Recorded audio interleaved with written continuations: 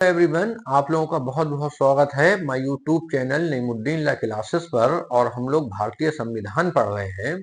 भारतीय संविधान में एक क्वेश्चन बड़ा पॉपुलर रहता है कि संसदीय विशेषाधिकार क्या है, संविधान के अंतर्गत इनके क्या प्रावधान प्रावधान बताइए।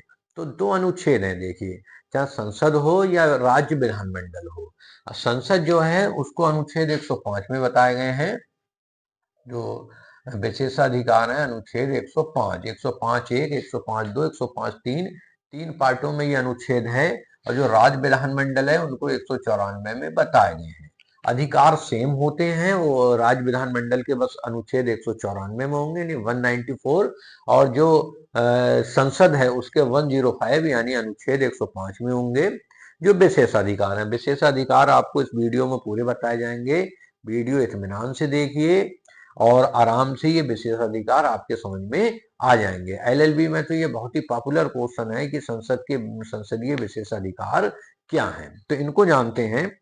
तो देखिए, जब संसद चलती है तो उसमें कुछ विशेषाधिकार भी होते हैं उन लोगों के। भाई संसद जीत इलेक्शन जीत के जाते हैं तो ये लोग माननीय होते हैं, तो इनके विशेषाधिकार क्या होते हैं आज हम उस पर चर्चा करेंगे।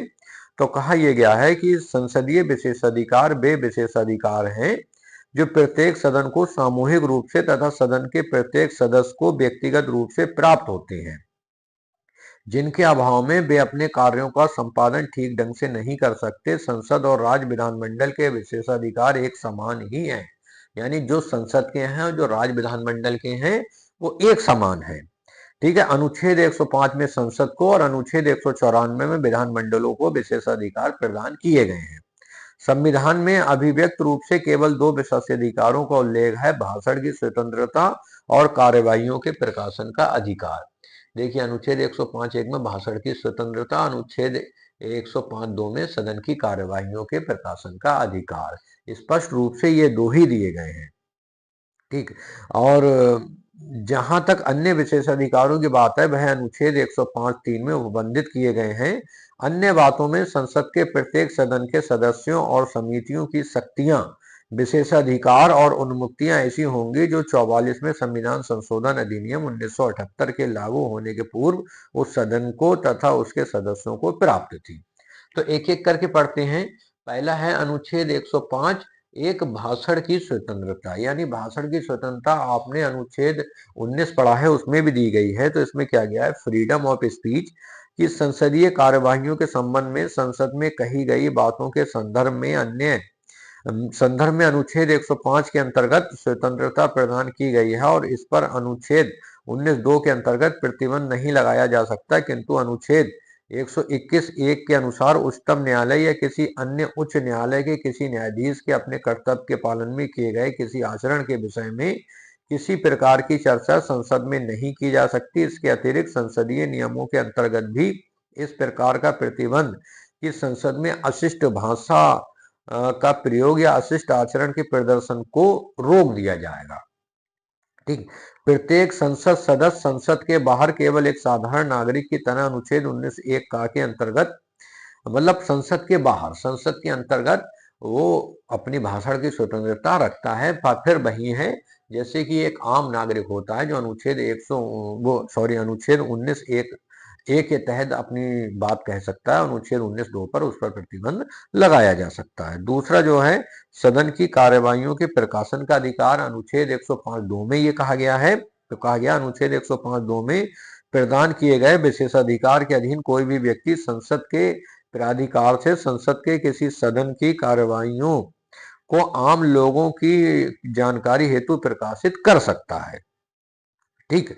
अब इस फिर है अनुच्छेद 105(3) अन्य विशेषाधिकार। तो अन्य विशेषाधिकारों में 5 तरह के विशेषाधिकार बताए गए हैं, जो कि ये है। पहला है गिरफ्तारी से उन्मुक्ति। देखिए, ये है गिरफ्तारी से उन्मुक्ति। तो इसमें यह कहा गया है कि संसद के अधिवेशन के दौरान संसद की कार्यवाहियों में भाग लेने के लिए संसद सदस्यों को अधिवेशन के 40 दिन पहले और 40 दिन बाद तक आते जाते समय सिविल आदेशिका के अधीन गिरफ्तार नहीं किया जाएगा, किंतु यह संरक्षण किसी आपराधिक आरोप या अदालत की मानहानि या निवारण निरोध पर प्राप्त नहीं है। यानी सिविल कार्यवाहियों में ये होती है, गिरफ्तारी से उन्मुक्ति क्रिमिनल कार्यवाहियों में ये लागू नहीं होती है, या यदि किसी कोर्ट की डिफिनेशन यानी मानहानि का मामला है। अब आते हैं दूसरे पर, गुप्त सत्र चलाने का अधिकार। तो कहा गया है किसी महत्वपूर्ण विषय पर चर्चा करने के लिए संसद को गुप्त अधिवेशन चलाने का अधिकार है। कोई भी व्यक्ति उस समय संसद की अनुमति के बिना उस कार्रवाई को नहीं देख सकता। यदि वह ऐसा करता है तो उसे संसद सदन से बाहर निकाल देने का अधिकार संसद को है। तीसरा है कार्रवाई के प्रकाशन पर रोक लगाने का अधिकार, यानी जिस कार्रवाई के प्रकाशन पर संसद रोक लगा देती है, किसी सदस्य के भाषण के जिस अंश को कार्रवाई से निकाल दिया जाता है उसे प्रकाशित नहीं किया जाएगा। ठीक। चौथा है कार्रवाई के विनियमन का अधिकार, यानी संसद को अपनी कार्रवाई के विनियमन और उससे संबंधित बातों पर उचित व्यवस्था देने का अनन्य अधिकार है। संसद का अनुच्छेद 122 यह उपबंधित करता है कि प्रक्रिया अनियमितता के आधार पर संसद की किसी कार्रवाई की वैधता के संबंध में न्यायालय को जांच करने का कोई अधिकार नहीं है। लास्ट ये बड़ा महत्वपूर्ण है, संसद को अपनी मानहानि होने पर दंड देने का अधिकार। यदि कोई व्यक्ति किसी संसद सदस्य की मानहानि करता है तो उस पर भी कार्रवाई हो सकती है। कैसे हो सकती है उसको जानते हैं।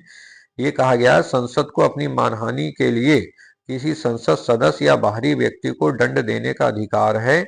किसी मामले में संसद के किसी विशेषाधिकार का उल्लंघन किया गया है या नहीं, इसका निर्णय स्वयं संसद ही करती है। इसमें न्यायपालिका भी हस्तक्षेप नहीं कर सकती। वास्तव में संसद की यह शक्ति संसदीय विशेषाधिकार की आधारशिला है, जिसके बल पर वह अपने विशेषाधिकारों और प्रतिष्ठा को बनाए रखती है।